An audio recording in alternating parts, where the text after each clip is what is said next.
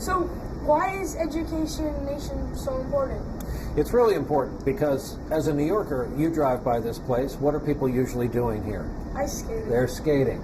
Today they're talking. And some of them are still left talking and arguing and talking about what they're going to do next and what panels they're going to go to. And it's a great thing because we've taken a skating rink, maybe the most famous skating rink in the world, and we've turned it into a forum.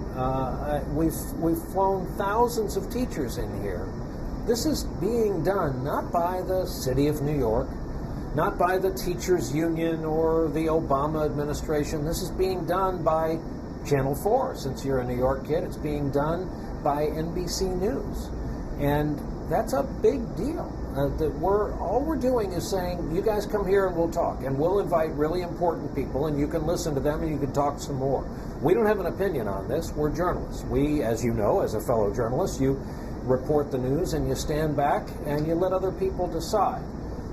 So that's why I think it's a very, very important thing. Since last year, how has the conversation about education changed? Fred, do you remember the movie Waiting for Superman? Did you ever hear that title? Yes. Okay. It's a big documentary. As you know, it wasn't like a cartoon. It wasn't really about Superman. It was a documentary about schools. And some of it had to do here in New York City. So that was the big topic last year because it wasn't just about a movie, it was about charter schools.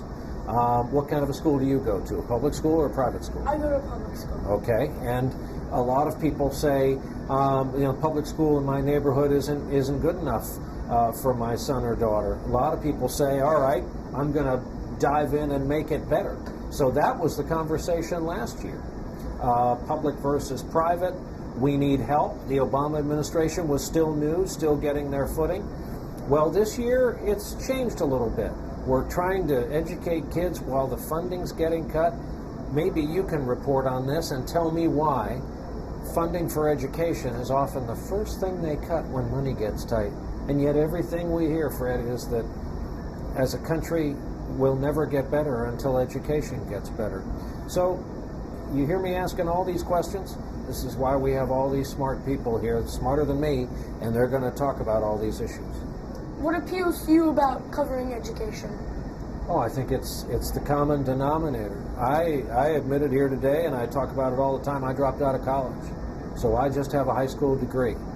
Not terribly proud of that, and I did kind of pick the only profession where it's okay.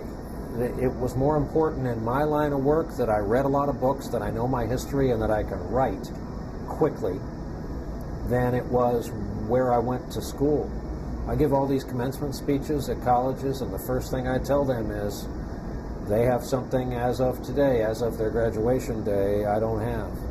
So education's very important to me. My wife hosts a radio show on Bloomberg every week on education. It's her life. She's a real expert on it, so it's important to our family. I've put a daughter through college. I have a son still in college, and that's supposed to be the American dream. They're going to have, both of my kids are going to have college degrees. Their old man didn't get one, so I guess we'll be ahead of the game. And I also had a little bit of a question about that. And why did you drop out? And how did that affect you later on? Well, a combination of things. I was a lousy student. I wasn't a very good student, but I also didn't have any money.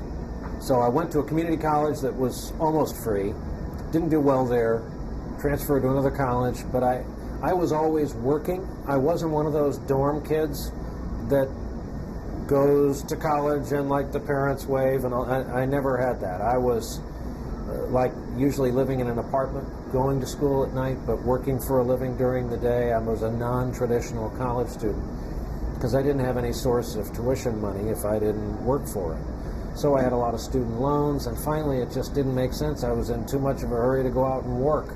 And again, in television, you see how easy this is? You know how easy this is, Fred. You're on the inside. You're an industry guy now. See what I'm doing? This is what I get paid to do, okay? See, there's nothing to this, really.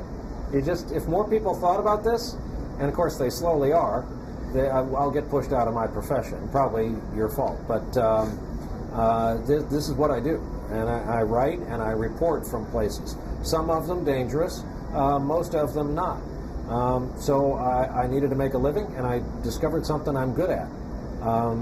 You know, when you replace a light switch on the wall, can't do that. You don't want me doing that, because I'll black out your entire apartment.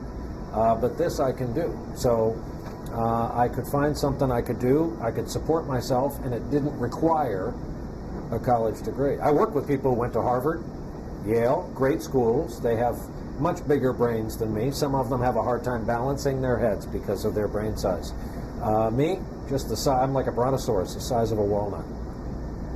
Well, I was kidding about the brain size. Yeah. Okay.